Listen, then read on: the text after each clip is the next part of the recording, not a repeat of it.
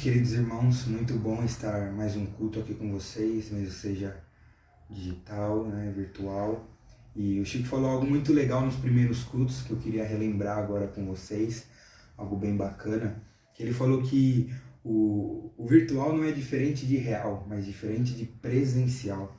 É muito legal, achei essa colocação dele e realmente, né, que realmente agora nas nossas casas, onde a gente esteja vendo esse culto, que Cristo se faça real, né? Que a nossa comunhão continue real. Peço já que você comece já a se preparar aí, sentando no sofá, pegando sua Bíblia, se preparando, que já vai começar o culto. Mas antes, rapidinho, eu queria falar alguns avisos, alguns recados, lembrá-los de algumas coisas que vai acontecer durante a semana na nossa igreja, mesmo seja virtualmente. Primeira delas, terça-feira, a nossa reunião de oração, às 8 horas, vai acontecer pelo WhatsApp. A partir das 8 horas você já pode começar a enviar seus pedidos de oração e agradecimentos lá no grupo também. Se você não estiver no grupo, também você pode ir no Instagram ali na terça-feira, a gente sempre posta uma caixa de perguntas ali no Stories para você colocar seus pedidos de oração e de agradecimento. A gente vai ficar muito feliz de estar orando por você, de estar agradecendo a Cristo junto com você. Fechou? Agora na quinta e nos sábados a gente tem nosso encontro da mocidade. Seria muito gostoso que você pudesse estar com a gente também. Na quinta a gente está estudando, na quinta e nos sábados no encontro a gente está estudando o livro Celebração das Disciplinas. A gente já está aí nas últimas disciplinas, mas tem sido bem legal, tem sido bem bacana mesmo. Se você quer participar, ou se você tem algum adolescente que você acha que vai gostar, vai estar ali se enturmando, tendo um momento de comunhão, chame, esteja conosco, divulgue, fale para todo mundo, mande nos seus grupos, chame a sua família. É muito gostoso, você será muito bem-vindo. O nosso encontro ele ocorre pelo Zoom, um aplicativo de videochamada. E aos domingos, comumente a gente tem os nossos cultos, né? No último domingo do mês o culto é às 10 horas da manhã e os nossos cultos estão acontecendo pelo YouTube devido às circunstâncias. Fechou? Era isso que eu queria deixar. Também não vamos esquecer de quem puder estar dizimando e ofertando, não vamos parar com essa prática, porque realmente é o que Deus quer de nós, e a igreja, mesmo em pandemia, mesmo parada, ela ainda tem cursos, ela ainda tem os cursos que vão chegando, né? Então, se você conseguir, se você puder, a nossa igreja agradece muito. Amém? E para finalizar aqui, eu queria fazer uma oração para a gente começar o nosso culto. Amém? Senhor Deus, Pai, muito obrigado por cada pessoa que está recebendo esse vídeo, Deus, cada pessoa que está vendo essa pregação, Pai. Muito obrigado pelos pais que estão comemorando o seu dia hoje, um dia especial, Deus. Obrigado pela vida de cada um, Pai. E obrigado pelo Pai que o Senhor é também, Deus. Nós pedimos que o Senhor nos abençoe nessa semana, também abra as nossas mentes e nos ajude a entender o que o Senhor quer falar para nós nesse culto, Pai. É isso que pedimos e agradecemos. Amém. Boa tarde, caros irmãos. Espero que estejam bem. Um dia dos pais como nunca se viu antes, com uma série de restrições. Não sei se conseguiram, aqueles que têm os seus pais consigo ainda comemorar, mas que o Senhor nos abençoe nestes minutos que teremos de meditação da sua palavra e que o nosso Pai Celeste esteja bem presente nesse tempo. Gostaria, com a graça de Deus, de abordarmos um capítulo do livro de Lucas, o Evangelho de Lucas, capítulo 15, onde nós temos 3 parábolas bem conhecidas, 3 parábolas que nos falam ovelha perdida, moeda, dracma perdida, filho perdido, chamado de filho pródigo, porque ele era pródigo em dar os seus bens. E quando a gente relê passagens como essas, a gente tem aquela sensação, puxa, déjà vu, Aquela coisa terrível quando o professor de escola dominical começa a contar a história e a criança lá no meio da sala grita: de novo, tia, já conheço essa história, conta outra.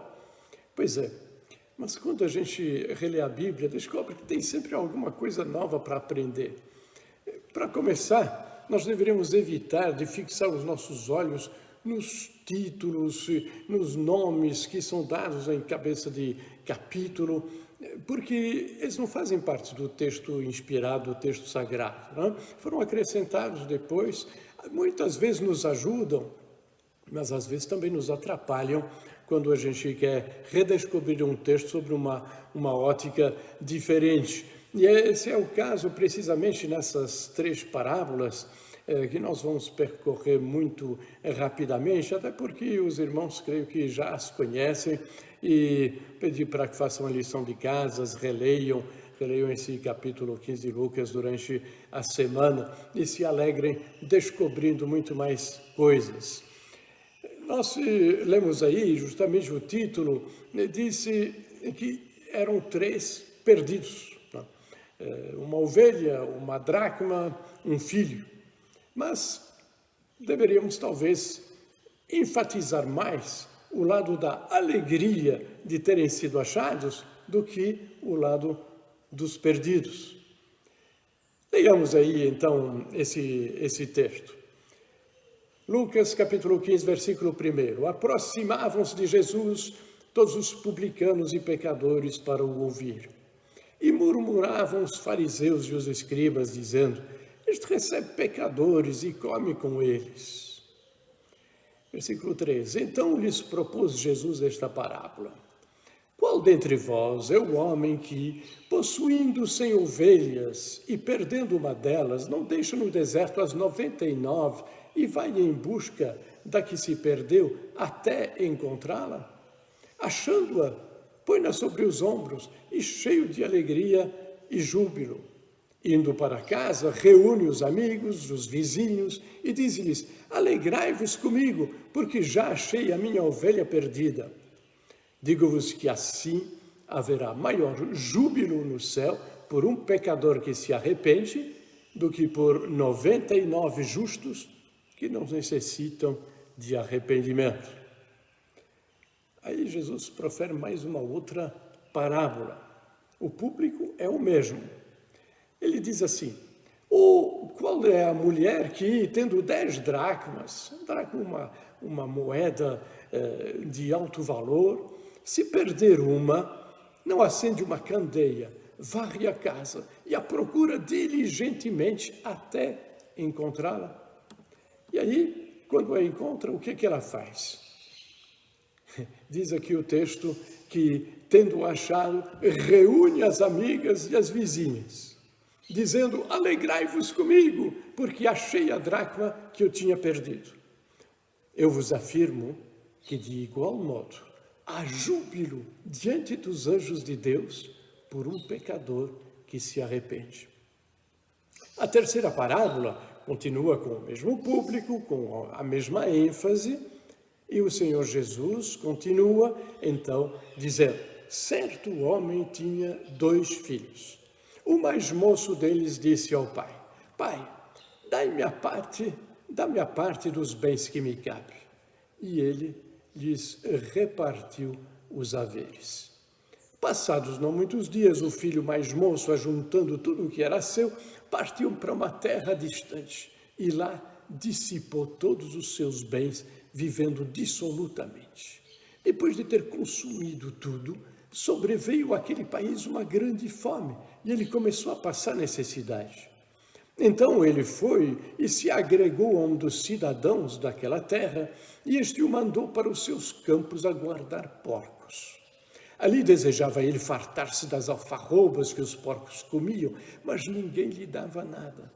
Então, caindo em si, disse: quantos trabalhadores do meu pai têm pão com fartura, e eu aqui morro de fome.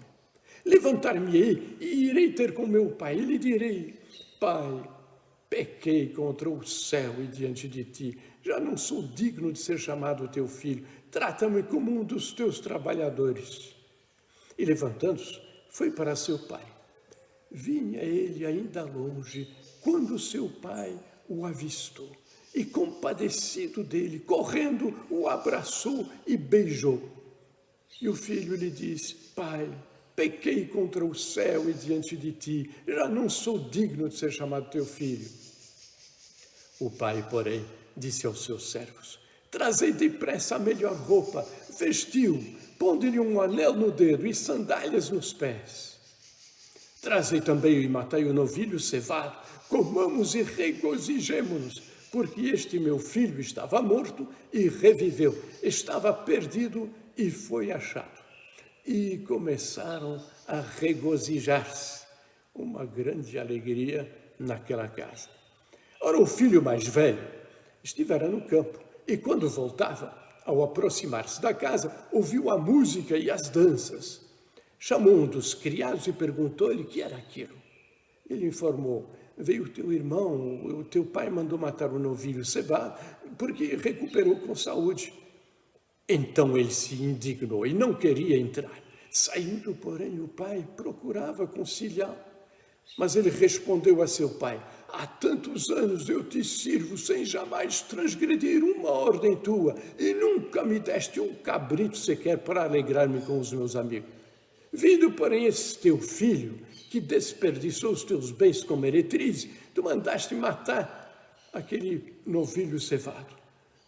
Então lhe respondeu o pai: Meu filho, tu sempre estás comigo, tudo o que é meu é teu. Entretanto, era preciso que nos regozijássemos e nos alegrássemos, porque esse teu irmão estava morto e reviveu, estava perdido e foi achado. Oremos. Senhor nosso Deus, estamos diante da Tua palavra e nós te pedimos, nosso Deus, que o Teu Espírito esclareça o nosso espírito, a nossa mente. Abras o nosso coração para entendermos a Tua palavra e captarmos a mensagem que quiseste que chegasse até nós através desse Evangelho. Nós te rogamos, para a honra e glória do Teu nome, certos que Tu ouves as nossas orações. Em nome de Jesus. Amém. Essas parábolas conhecidas têm algo que nós precisamos observar e muito bem. São dois públicos diferentes aos quais Jesus está se dirigindo. Jesus fala para fariseus, escribas e também para publicanos e pecadores. Diz o versículo 1: aproximavam-se de Jesus todos os publicanos e pecadores para o ouvir. E murmuravam os fariseus e os escribas, dizendo: Este recebe pecadores e come com eles. Então Jesus, nessas palavras, ele enfatiza duas atitudes distintas que tinham esses dois públicos. Por um lado, pecadores e publicanos que se aproximam de Jesus para o ouvir. Creio que se você está aqui neste momento é porque está se aproximando da palavra de Jesus para ouvi-lo.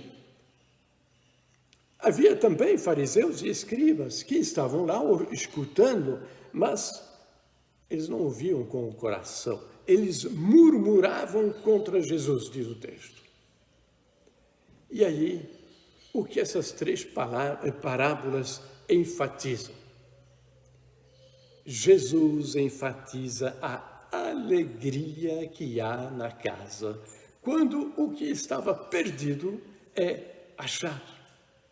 Mas que casa? Que casa é essa? Então, Jesus traça um paralelo. Ele fala que ele faz um paralelo entre a alegria na casa do pastor, que achou a ovelha, e o texto diz: e houve júbilo no céu. Ele faz de novo um paralelo entre a alegria da casa da mulher que achou a moeda e o júbilo diante dos anjos do céu.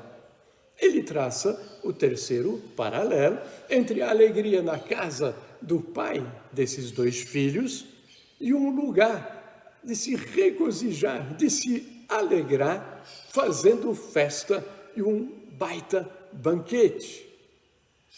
Já notaram que toda criança, os pais sabem muito bem disso, em algum momento pergunta como é que vai ser o céu, como é que é o céu? Jesus descreve a casa do seu Pai, a casa do Pai Celestial, de um jeito que nós, limitados na nossa mente, conseguimos entender. O que ele está dizendo?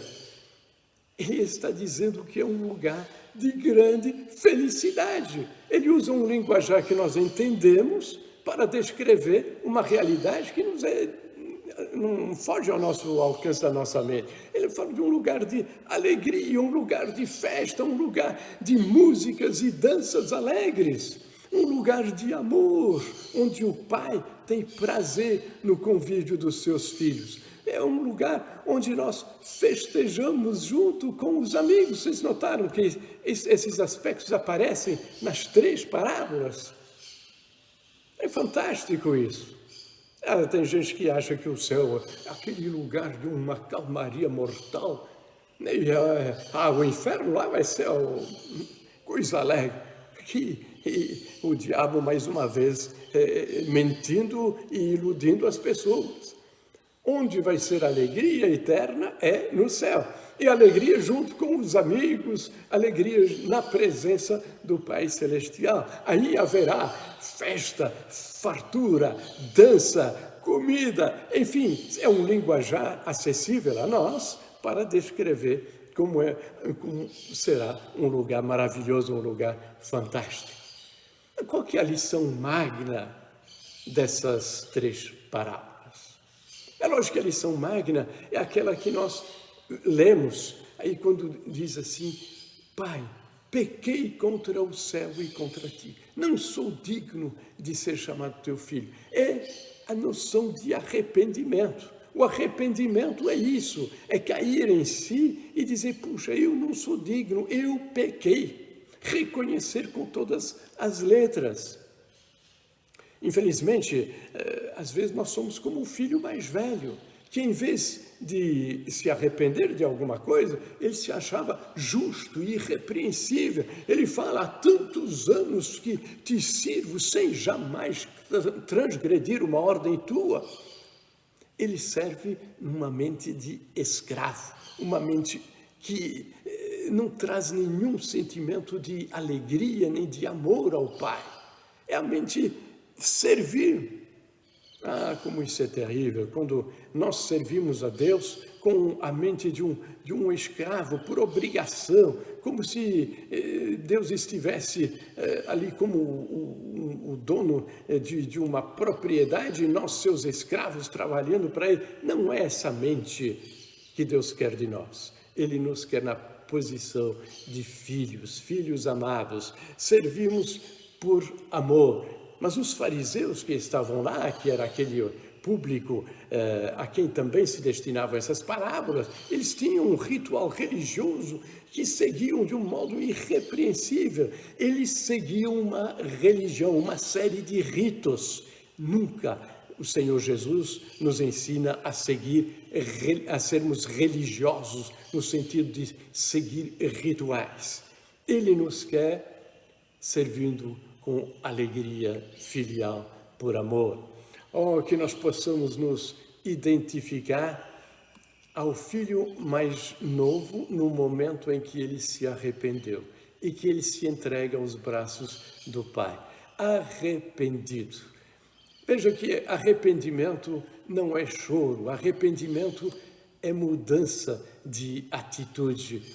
Em Coríntios a gente lê que a tristeza, segundo Deus, ela produz arrependimento para a salvação, que a ninguém traz pesar, ninguém traz tristeza. Né? É um arrependimento que, em vez de nos trazer a tristeza que tem de início, imediatamente cede à alegria da reconciliação com Deus. Esse fato de o arrependimento não ser choro, mas ser mudança de atitude, me lembra uma história lá da minha infância. Eu era bem pequenininho quando, eu acho que eu não me recordo muito bem como é que foi, mas era um livro lá da escolinha primária que trazia a lenda dos esquimós, acerca dos pais idosos. Né? Então, contava que quando eles ficavam velhos, doentes, tinham dificuldade de acompanhar a tribo nas suas peregrinações nômades, né? E eles então não tinham mais serventia nenhuma. E o filho então, ele pegava uma manta, levava o pai lá para um lugar ermo, um pouco longe da tribo, e o deixava lá com aquela coberta e voltava lá para a tribo, entregando o pai ao seu destino. Muito provavelmente seria devorado por algum urso, mas aí não o via, ele estava meio longe. E esse costume passava de geração em geração, até que um dia um filho foi lá, entregou a manta para o pai, e levou o pai lá para um lugar ermo, e o pai, rasgando aquela manta, entregou a metade para o filho e disse: "Oh, meu filho, guarda essa, está muito frio aqui, guarda essa metade para você quando for a tua vez de ser levado aqui para esse lugar." E de repente caiu a ficha na cabeça desse filho. Ele caiu em si. Puxa, o que eu estou fazendo? E trouxe o pai de volta para o convívio da tribo, da família. Isso é arrependimento, é mudança de atitude, é praticar aquilo que nos fez mover o coração em direção a uma nova situação. E eu penso que nessas 3 parábolas nós temos que ter isso em mente, que a mudança de atitude, ela traz alegria no céu. Traz alegria que é manifestada nessas 3 parábolas dessa forma, de tal modo que eu acho que nós deveríamos mudar o nome das parábolas. Que tal falarmos da parábola do pastor alegre, ou da parábola da alegria do pastor que encontrou a sua ovelha perdida, a parábola da alegria da mulher que achou a moeda perdida, a parábola da alegria do pai que achou o seu filho perdido. Meus irmãos, alegria é o que acontece no céu, mas também o que inunda o nosso coração quando nós estamos em comunhão com Deus. E essa comunhão, ela aqui é retratada pela casa do Pai. A casa do Pai que representa essa presença do Senhor. As 3 parábolas nos falam de perdido, achado, alegria e festa. Nas 3 parábolas nós vemos essa sequência: perdido, achado, alegria e festa, comemoração com os amigos, com os parentes, com os vizinhos. O Dia dos Pais, ele pode ser um dia de grande festa no céu, se nós reconhecermos os nossos erros e nos arrependermos deles e mudarmos de atitude, como o filho pródigo que voltou à casa paterna, que voltou à comunhão do Pai. Essa mudança de atitude também é o que o pai esperava do filho mais velho. Ele foi lá na porta, diz o texto que ele, de dentro da casa, dirigiu-se até a porta para exortar aquele filho mais velho a entrar. E o filho estava do lado de fora. Entre.